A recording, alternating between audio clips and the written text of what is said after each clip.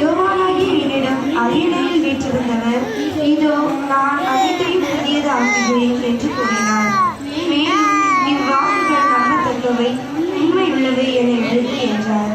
பின்னர் அவர் என்னிடம் கூறியது, எல்லாம் நிறைவேறிவிட்டது.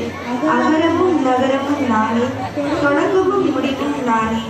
தாகமாய் இருப்போருக்கு வாழ்வழிக்கும் நீரூற்றிலிருந்து நான் இலவசமாய் குடிக்க கொடுப்பேன். வெற்றி பெறுவோர் இவற்றை இனிமை பேராக பெறுவர். நான் அவர்களுக்கு கடவுளாய் இருப்பேன், அவர்கள் எனக்கு மக்களாய் இருப்பார்கள். இது ஆண்டவர் வழங்கும் அருளாகும்.